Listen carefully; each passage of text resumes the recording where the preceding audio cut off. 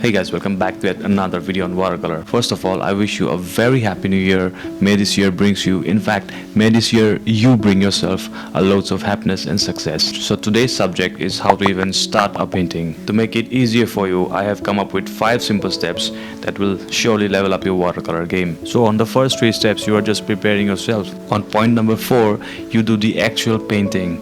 And 5, you analyze. So let's start off with point number 1, which is decision making. So you see, first of all, you have to ask yourself if you really want to be an artist or you just want to have fun making a mess, because there's a difference between these two. Listen up close, guys. It's a commitment, a life sentence that you give to yourself when you decide to be an artist. You have to have an open mind and constantly feed your brain with composition, light and shade, how the cars and people look in real life, what color, how light falls on them, how shadows cast. Look for measurements, look for relationship between these subjects you see. In short, improve your observation. So once you have decided with all your heart that you want to be an artist, you are ready to move on to the second step, which is get inspired. Look for what you really like, what makes you excited or make you feel some kind of emotion in your heart. Decide what you want to paint, whether it's still life, landscape, portrait, abstract, or something from imagination. So once you have decided what you want to paint, start looking for references. Hey, where do I find these references? Good question. It's all around us. The places you go, the movies you watch, the Instagram accounts you browse through, the games you play. Just pay a little attention and don't forget to subscribe. Don't forget to take a screenshot of that image you really like.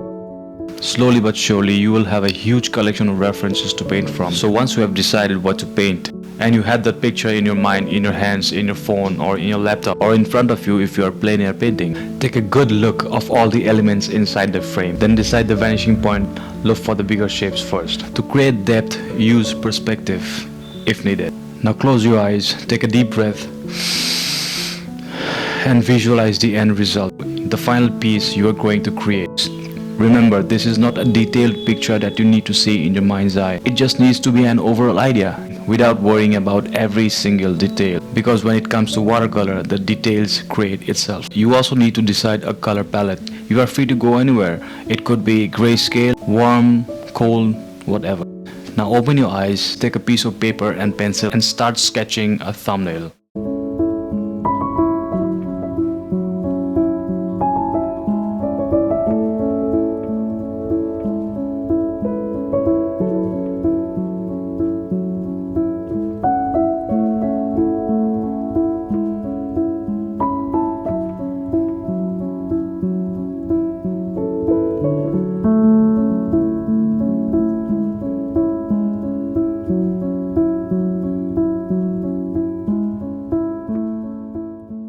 With the end of number 3, we move on to step 4, which is the final piece. So by now you should be absolutely clear of what you are up to. You should be able to enjoy this step, the painting process and there shouldn't be any weak areas which you are not confident and sure enough. Look, art is self-expression, but then if you are struggling to paint, you will never be able to express yourself to the fullest and create a masterpiece. 2 words you need to remind yourself all throughout the process, and those are stay loose. Now let's get straight into the painting.